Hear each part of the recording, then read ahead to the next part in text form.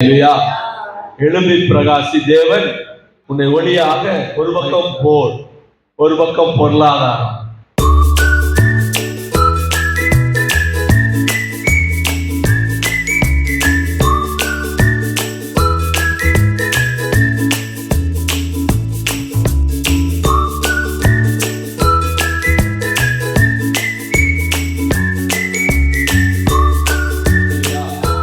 எழும்பி பிரகாசி தேவன் உன்னை ஒளியாக வைக்கிறார். இருள் எவ்வளவு நீண்டு இருந்தாலும் விடியல் நிச்சயம். நிச்சயமாக ஒரு விடியலை நாம் என்ன செய்வோம்? அதுபோல நம்முடைய வாழ்க்கையில தேவன் நமக்கு ஒளியை கொண்டு வர விரும்புகிறார். அல்லேலூயா, அல்லேலூயா. இப்போ நம்ம பார்க்கக்கூடிய இந்த ஆண்டுல நம்ம பார்க்கக்கூடிய எல்லா காரியங்கள் நம்ம இப்போ வரைக்கும் நம்ம பார்த்து கொண்டு இருக்கிறோம். ஒரு பக்கம் போர், ஒரு பக்கம் பொருளாதாரம், ஒரு பக்கம் சூழ்நிலைகள் எல்லாம் ஒரு இருண்ட காலத்தை நோக்கி நம்மை கொண்டு செல்வதாக இருக்கிறது. என்ன செய்ய போகிறோம், ஏது செய்ய போகிறோம்?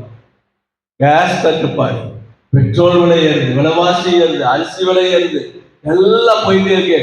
நாம எதை நோக்கி போய்கொண்டிருக்கிறோம்? நமக்கே ஒரு பெரிய குழப்பமாக இருக்கிறது. யுத்தங்களின் செய்திகளையும் கேட்பீர்கள், காண்பீர்கள் சொன்னபடி அப்படியே நம்மை சுற்றி இருக்கக்கூடிய காரியங்கள் எல்லாம் ஒரு இருட்டை நோக்கி, ஏதோ இருட்டான ஒரு இருளான வாழ்க்கைக்குள்ள நம்மை கொண்டு போவதாக இருக்கிறது. சில காரியங்களில் தோல்விகள் ஏற்படுகிறது, சில நேரங்களில் நோய்கள் கூட வந்து சேருகிறது, குடும்பத்துல சிக்கல், ஒரு ஆன்மீக வாழ்க்கையில, நம்முடைய ஆவிக்குரிய வாழ்க்கையில ஒரு சோர்வு வருகின்ற மாதிரி இருக்கிறது. என்ன செய்ய போகிறோம்? சோர்ந்து போன நிலை ஆண்டவர் சொல்றாரு, எழும்பி பிரகாஷ். எழும்பி, பக்கத்துல சொல்லுங்க, எழும்பி பிரகாஷ், எழும்பி பிரகாஷ். ஆண்டவர் தெளிவாக சொல்லுகிறார், எழும்பி பிரகாஷ். என்ன செய்யணும்? எழும்பி, எழும்பினால்தான் பிரகாசிக்க முடியும். நம்ம எழும்பினால்தான் பிரகாசிக்க முடியும். மனிதன் எத்தனையோ தடவையில எத்தனையோ காரியங்களை விழுந்திருக்கலாம். ஆனா ஆண்டவர் சொல்றாரு, விழுந்திருக்கலாம், எழும்பு. எழும்பினால் என்ன செய்வாரு? பிரகாசிப்பாய். அல்லேலூயா. நீ விழுந்து போயிருந்தாலும், நாம் விழுந்து போயிருந்தாலும் ஆண்டவர் நம்ம என்ன செய்யறாரு? எழும்பு, எழுந்து காலூன்றி நில். எழும்பு. விழுந்தது விழுந்தபடியே கிடக்க கூடாது, நாம் எழும்ப வேண்டும் என்று சொல்லி தேவன் விரும்புகிறார். நம்ம ஒரு வசனத்தை வாசிப்போம். எபேசியருக்கு எழுதின நிருபம் 5ஆம் அதிகாரம் 14வது வசனம் சொல்லுகிறது, ஆதலால் தூங்குகிற நீ விழித்து மரித்தோரை விட்டு எழுந்திரு. ஆதலால் தூங்குகிற நீ விழித்து மரித்தோரை விட்டு எழுந்திரு, அப்பொழுது கிறிஸ்து உன்னை பிரகாசிப்பார். அல்லேலூயா. அப்பொழுது கிறிஸ்து உன்னை. நான் எப்போ எழுந்திருக்கிறேனோ, எப்போ நான் பல்வேறு காரியங்களுக்குள்ள, பல்வேறு சூழ்நிலைகளை நான் விழுந்து போய் கிடக்கலாம். ரொம்ப பிஸி, பயங்கரமான பிஸி, அவ்வளவு பிஸி பிஸி பிஸி பிஸி. நேரம் இல்லை, ஆண்டவரை சந்திக்கிறதுக்கு நேரம் இல்லை, ஜெபிக்க நேரம் இல்லை, வேதம் வாசிக்க நேரம் இல்லை, அவ்வளவு பிஸி. பரவாயில்ல, கர்த்தருக்கு ஸ்தோத்திரம், நம்மளை பிஸியா வைத்திருக்காரு பாருங்க. அல்லேலூயா. அந்த சூழல்ல ஆண்டவர் சொன்னாரு, நீ எழும்பு, ஆண்டவர் உன்னை பிரகாசிக்கப்படுவார். அல்லேலூயா, அல்லேலூயா. அப்போ நான் எழும்பினால்தான், நான் அப்படியே இருந்தேன், என்னுடைய வாழ்க்கை இப்படியே போயிட்டு இருக்குது, இப்படியே போகட்டும், எது வரைக்கும் போகுதோ அது வரைக்கும் போகட்டும் என்பது அல்ல. நான் எப்பொழுது எழும்புகிறேனோ தேவன் என்னை பிரகாசிக்க பண்ணுவார். அல்லேலூயா. எழுந்து, தமிழ்ல நல்லா போறோம், எழுந்து ஒளி வீசு. எழுந்து ஒளி வீசு. பொது மொழிபெயர்ப்புல போட்டிருக்கோம், எழுந்து ஒளி வீசு. எழுந்தது மட்டும் பத்தாது, அடுத்து நான் என்ன செய்யணும்? ஒளி வீச வேண்டும், பிரகாசிக்கணும், பிரகாசமா இருக்கணும். என்னுடைய வாழ்க்கை, நீங்க எழுப்பிட்டீங்கன்னா உங்களுடைய வாழ்க்கை பிரகாசமா மாறிடும். அல்லேலூயா. இன்னும் அந்த சூழல்களுக்குள்ளேயே சுற்றி கொண்டே இருந்தோம் என்று சொன்னால் இந்த வாழ்க்கையில ஒளி கிடைக்குமா, பிரகாசம் இருக்குமா என்பது. அவர்கள் அவரை நோக்கி பார்த்தார்கள், பிரகாசம் அடைந்தார்கள். அவர்கள் என்ன செய்யல? வெக்கப்பட்டு போகல. பார்க்கணும், எழும்பணும், எழுந்திச்சு பார்க்கணும். அப்படியே தூங்குகிற நீ இன்னும் தூங்கு, கையை முடக்கி கொண்டு தூங்கு, இன்னும் கொஞ்ச நேரம், இன்னும் கொஞ்ச நேரம். அது ஆண்டவர் தேடல. நான் எப்போ எழும்புறேனோ அப்பொழுது ஆண்டவர் என்னை பிரகாசிக்க பண்ணுவார். அல்லேலூயா. நான் எப்போ ஜெபிக்க ஆரம்பிக்கிறேனோ அப்ப என் தேவைகளை சந்திப்பார். நான் எப்போ ஓட ஆரம்பிக்கணும் அப்ப என் இலக்கை அடைய செய்வார். நான் எப்பொழுது படிக்க ஆரம்பிக்கணும் அப்ப என்ன செய்வார்? வெற்றியை கொடுப்பார். நான் படிக்காமலே உட்கார்ந்துட்டு எப்படியாவது ஜெயிச்சிடலாம் நினைக்க முடியாது. அல்லேலூயா, ஆமென். நாம உன்னை பிரகாசிப்பிக்க பண்ணுவார். உன்னை என்ன செய்வார்? பிரகாசி. அப்போ பிரகாசி என்று ஆண்டவர் தான் நம்மை பிரகாசிக்க பண்ணுகிறவர். நல்லா கவனிச்சுங்க. ஒளி அப்படின்னு சொன்னா, ஒளி அப்படின்னு சொன்னா அது சத்தியம். சத்தியம் நம்ம என்ன செய்யும்? பிரகாசிக்க பண்ணும். சத்தியம் நமக்கு ஒரு நல்ல வாழ்க்கையை கொடுக்கும். சத்தியத்தை அறிவீர்கள், சத்தியம் உங்களை விடுதலையாக்கும். சத்தியம் தான் நம்மளை பிரகாசிக்க பண்ணும். வேதம் தான் நம்முடைய வாழ்க்கையின் தீபமாக இருக்கிறது, பாதைக்கு வெளிச்சமாக இருக்கிறது. அது நம்மளை பிரகாசிக்க பண்ணும். நம்முடைய வேதம் தான். வேதத்தை வாசிக்க வாசிக்க என்னுடைய வாழ்க்கையில மாற்றங்கள் உண்டாகும். என்னை ஆண்டவர் சாட்சியாக நிறுத்துவார். அல்லேலூயா. எந்த அளவுக்கு நான் வேதத்தை, சத்தியத்தை வாசிக்கிறேனோ அந்த அளவுக்கு அந்த பிரகாசமானது என் முகத்துல என்ன செய்யும்? இருக்கும் அந்த ஒளி. அதனால நாம ஒளி கிடையாது, நாம ஒளி கிடையாது. தேவனுடைய ஒளிதான் நம்மை பிரகாசிக்கப்படும். யோவான் சொன்னா, நான் அந்த ஒளி அல்ல, அந்த ஒளியை குறித்து, சத்தியத்தை குறித்து சாட்சி கொடுக்க வந்தவன் நான். அந்த ஒளி எப்படி என்னை பிரகாசிக்க பண்ணுகிறது, அந்த ஒளி எப்படி என்னை என்ன செய்ய என்னை எழும்ப பண்ணுகிறது, அந்த ஒளி எப்படி என்னை நடத்துகிறது என்று சொல்லி நான் சாட்சி கொடுப்பதற்காக வந்தேன் என்று யோவான் சொல்லுகிறேன்.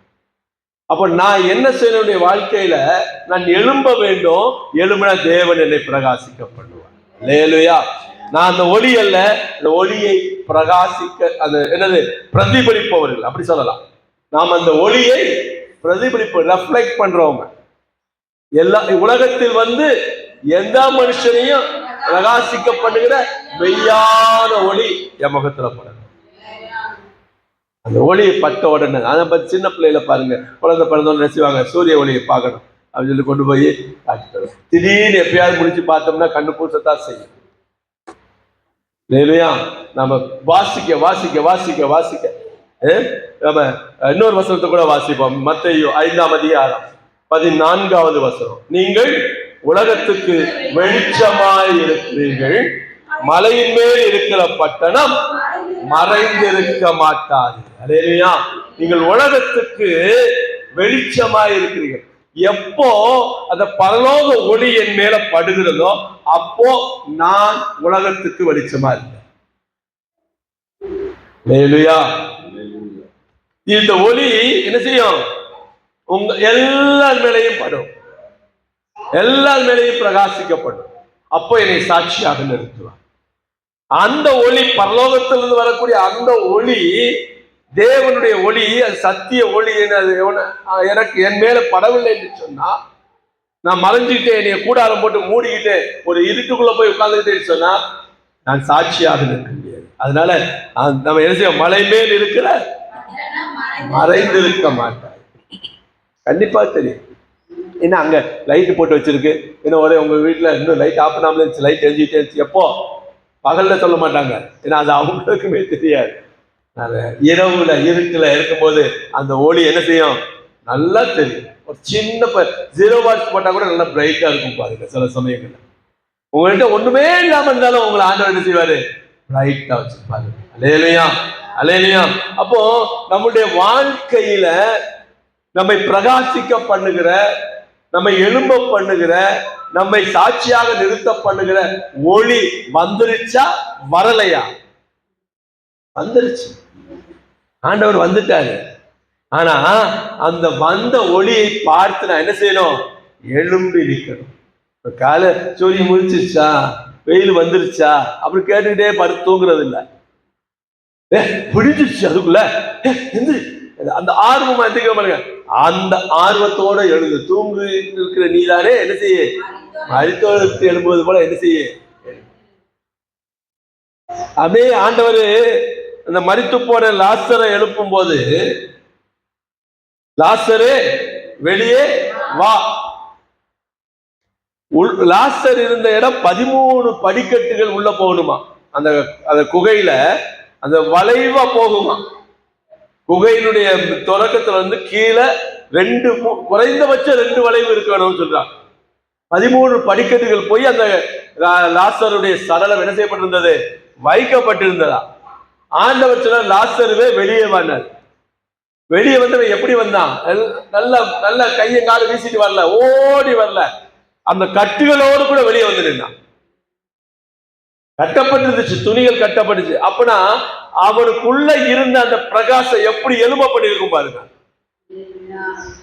எழும்ப பண்ணிருக்கேன். அது ஐயோ நான் இன்னைக்கு அங்க போகணுமே, ஐயோ இந்த வேலை இருக்குது, இந்த வேலை இருக்குது, அந்த வேலை இருக்குது, எத்தனை கட்டுகள் இருந்தாலும் அத்தனையும் கட்டி இருந்தாலும் எழும்பி மேல வந்து நிக்கிறதா உயிர் பெற்று எழுவான். என்னால போக முடியல, எனக்கு அங்க டைம் இல்லை, இங்க டைம் இல்லை, இங்க நேரம் இல்லை, இங்க வேலை இல்லை, இதுக்கு அது இருக்கு, இது இருக்குன்னு 1000 சாக்கு போக்கு சொல்லிக்கிட்டு எல்லாம் கட்டி வச்சிருக்கு. அவர் மேல இருந்து கூப்பிடுற சத்தம் எனக்கு கேட்குது. ஆனா கட்டி இருக்குதே, துணியா வச்சு சுத்தி இருக்குதுன்னு சொல்லிட்டு லாசர் உள்ள இருந்திருந்தான்னு சொன்னா உயிர் பெற்று என்ன செஞ்சிருக்க முடியாது, வந்திருக்க முடியாது. எழும்பி பிரகாசித்திருக்க முடியாது. கட்டுக்களை அவிழ்க்கப்பட்ட கன்றுக்குட்டிகளை போல என்ன செய்யணும், அப்படி துள்ளி எழுந்து மேலே வர வேண்டும். ஆண்டவர் சொன்னாரு, நீ எங்க இருந்தாலும் பரவாயில்ல, எழுந்து நில்லு. எலும்பு, முதல்ல எலும்பு, பிரகாசி, உன் ஒளி வந்தது, நீ மற்றவங்களுக்கு ஒளியாக இருப்பாய். அல்லேலூயா. எவ்வளவுதான் இருள் இருந்தாலும், எவ்வளவுதான் பிரச்சனை இருந்தாலும், எவ்வளவுதான் கஷ்டம் இருந்தாலும், எவ்வளவுதான் மனசுல அப்படியே ஒரு சோர்வு இருந்தாலும் எழுங்க. ஆண்டவர் உங்களை பிரகாசிக்கப்படுவார். நம்ம ஒளி இல்லை, அவர் ஒளி நம் மேல் விழுந்து நாம் பிரகாசமாயிருக்கும். அல்லேலூயா. நம்மளால செல்ஃபா ஒன்றும் பண்ண முடியாது. என்னை உங்களால் ஒன்றும் செய்ய முடியாது. அப்ப நான் எழும்பிட்டேன் ஆண்டவரே, நான் உங்க பக்கம் வந்துட்டேன். இனிமே நாட்களையும் ஆண்டுகளையும் வருஷங்களையும் மாதங்களையும் பார்த்துக் கொள்வது உங்களுடைய. நான் வந்துட்டேன். என்னைக்கு நீங்க சொன்னீங்களோ அன்னைக்கே நான் வந்துட்டேன். என்னைக்கு நீங்க கூப்பிட்டீங்களோ அன்னைக்கே நான் வந்துட்டேன். என்னைக்கு நீங்க பார்த்தீங்களோ அன்னைக்கே நான் எழும்பிட்டேன். மீதமுள்ள எல்லாவற்றையும் நீங்க தான் பிரகாசிக்கணும். நீங்க தான் என்னை சாட்சியா இருக்கணும். நான் இருளிலே இருந்தாலும் ஒளியாக எழும்புவேன் என்று சொல்லி எழும்பி நிற்போம். இன்றைக்கு ஒரு தீர்மானம், நான் எழும்புவது. ஒன்று, மனசு யாரும் உங்களை தூக்கி விட மாட்டான். நீங்க எழும்புவது. அவன் தூக்கி விடுவான், இவன் தூக்கி விடுவான், இவன் எழுப்பி விடுவான், அலாரம் வச்சு எழுப்பி விடுவேன். அடுத்ததை நம்பாது, நீங்க எழுப்பு. பத்திமேயும் இயேசு போகிறார் என்று கேள்விப்பட்ட போது, இயேசுவே தாவீதின் குமாரனே சொன்னார்.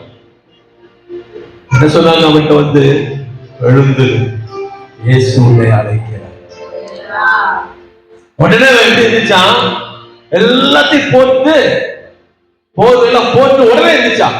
இந்த வர்றேன்னு சொல்லல, இந்த வர்றேன்னு சொல்லல, இந்த குய் சொன்ன உடனே, அதுக்கு பேர் தான் எழும்பி பிரகாசம். சொன்ன உடனே. இன்னைக்கு உங்களுக்கு இந்த வார்த்தையானது கொடுக்கப்படுகிறது. ஆண்டவர் என்னோடு கூட இடைப்பட்டு இந்த வார்த்தை உங்களுக்கு கொடுத்திருக்கிறார். பரிசுத்த ஆவியானவர் இடைப்பட்டு கொடுக்கிறார். நீங்க ஜெப வாழ்க்கையில எழும்பணும், வேத வாசிப்புல இன்னும் எழும்பணும், ஆண்டவருக்கு செய்யக்கூடிய ஊழியத்துல எழும்பணும், சுவிசேஷத்தை பிரசங்கிக்க எழும்பணும். வீட்டுக்குள்ள இல்ல, உலகத்திற்கு ஒளியாக. நான் என் வீட்டுக்குள்ள, என் குடும்பத்துக்குள்ள மாத்திரம் லைட் இல்ல, வெளிச்சம் இல்ல, அந்த உலகத்துக்கே ஒளியா இருக்கும். உங்களுக்கு ஒரு ஒளியை கொடுக்கிறார், லைட் கொடுக்கிறார், ஒரு திறமை கொடுக்கிறார், ஒரு தாளத்து கொடுக்கிறார், ஒரு ஆசீர்வாதத்தை கொடுக்கிறார். நம் உலகத்திற்கு வெளிச்சமாக இருப்பதற்கு அந்த வெளிச்சத்தில் அநேகரை கொண்டு வந்து தேவன் அண்டைகளை நடத்துவது. நாம எழுப்பிட்டோம்னா பயம் எல்லாம் போயிடும். எப்படிப்பட்ட பெரிய பெரிய பிசாசு கனவு வந்தாலும் நாம எழுப்பிச்சிட்டோம்னா போதும், கண்ணை முடிச்சுட்டா போதும், விழிச்சிட்டா போதும். பயங்கரமான கனவு எல்லாம் பயமுறுத்தும். அப்படியே அந்த கனவு, ஐயோ பயமா இருக்கு, பயமா இருக்கு, பயமா இருக்குன்னா கை காலெல்லாம் இருக்கிக்கிறோம். போ, அப்பாலே சாத்தானே கண்ணை முடிச்சு பாருங்க, எல்லாம் ஒரு நொடி பொழுதுல மாறிடும். அவன் கர்த்தர் உங்களை ஆசீர்வதிப்பாராக. அல்லேலூயா.